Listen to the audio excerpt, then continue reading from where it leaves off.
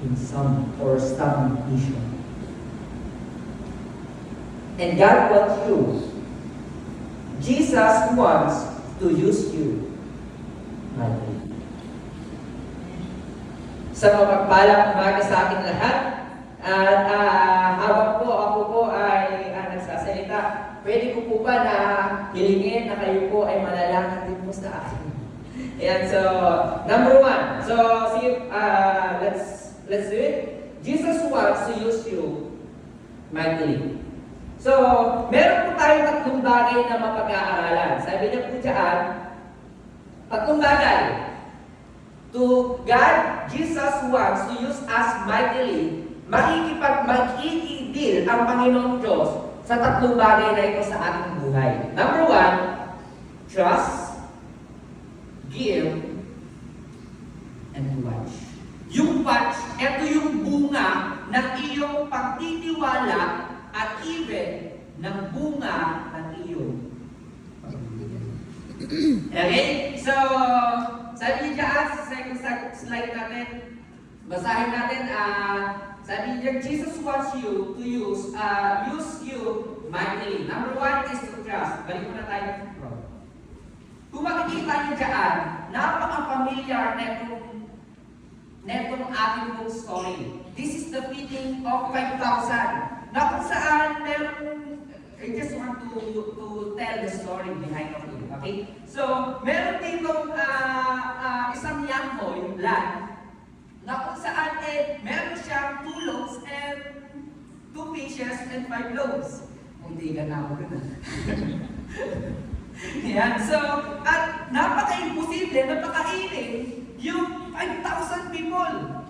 And by the scholars, sabi nila dito, binilang lang dito yung lalaki. Hindi dito binilang yung mga wives and even yung kanilang mga anak. So expect na it's beyond ng pakarami.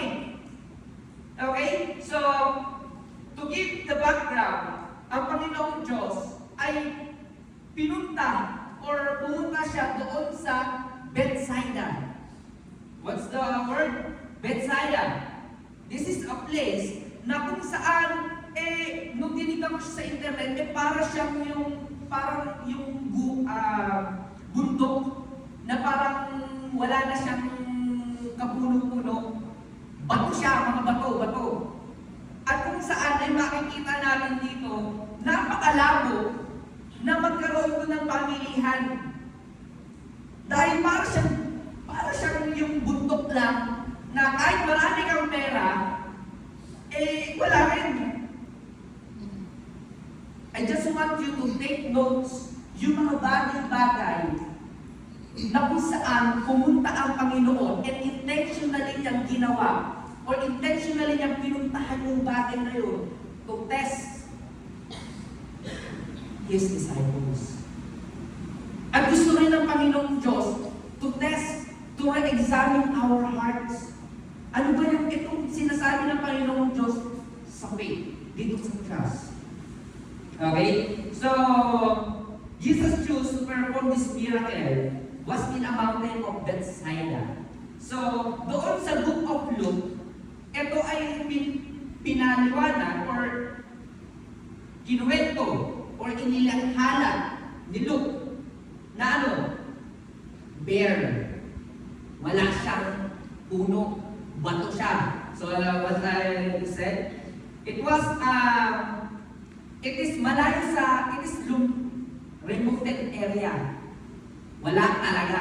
Okay? So, Jesus was intentionally in what He wanted the disciples to learn from a miracle He was about to do. Meron na po bang something sa buhay natin o napagdaanan natin na kung saan ipupunta ka ng Panginoong Diyos na ang pera ay walang kayang gawin? Humihiling ka ng mapayapang tulong pero hindi ka makakatulog dahil maraming gumagambala sa isipan mo. Yes? Sometimes we put trust sa mga bagay-bagay sa mundong ito. At minsan, ipinapanalangin natin, Lord, may you bless my resource. And we forget, sino ba yung source? Etong nakaraang bagyo lang, sabi nila, salamat kay Ma'am, sino yun? Si yung Sierra Madre. Sabi ko, thank you Sierra Madre dahil, ayun, ginunaw mo yung yung bagyo. And they forgot na pasalamatan yung nag-create mo.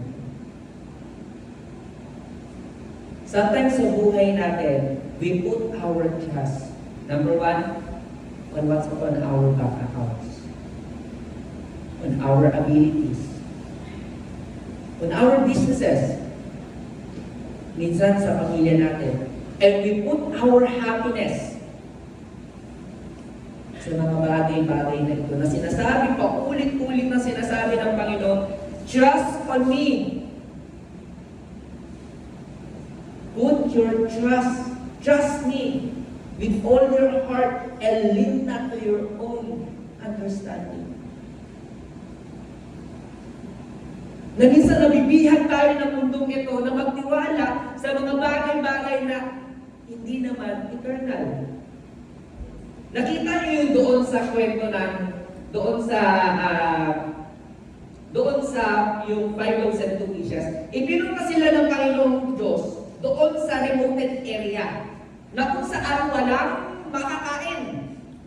At look, tingnan natin yung second slide. Sabi niya dyan, basahin natin. And after these days in John 6 verse 1 to 7, this is the last book of the four gospel, Matthew, Mark, Luke, John. So si John din po ang nagsulat niya. After these things, Jesus went away to the other side of Sea of Galilee, or Tiberias.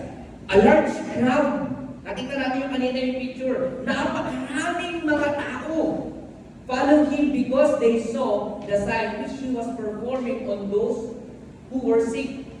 Verse 3, then Jesus went up to the mountain and there he sat down with his disciple. Now the Passover and the feast of the Jews was near. Verse 4, sabi niya, therefore Jesus lifted up his eye and seeing that a large crowd was coming to him.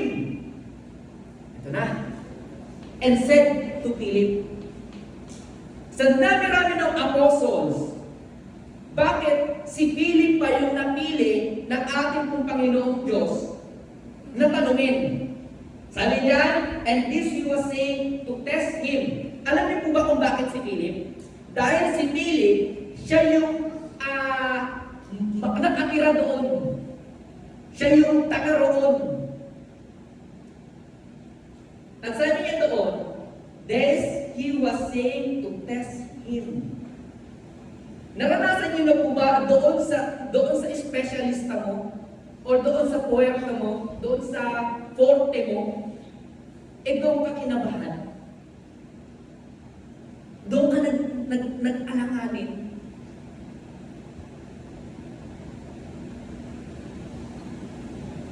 And sabi niya rito, this he was saying to test him, for he himself knew what he was intended to do. Alam na ng Panginoong Diyos kung anong gagawin niya.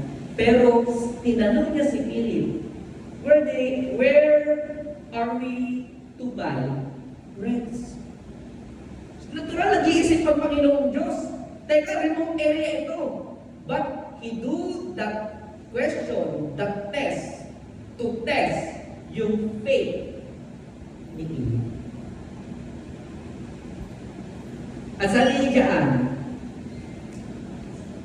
verse 5. Yan. Therefore, Jesus lifted up his eye. verse 7. Okay. Sabi niya, Jesus did this test to Philip, not so that Philip, hindi ito ginawa ng Diyos para mag-fail si Philip. Sometimes may mga trials sa buhay natin na God allowed it. Para ba na i-fail tayo? No. God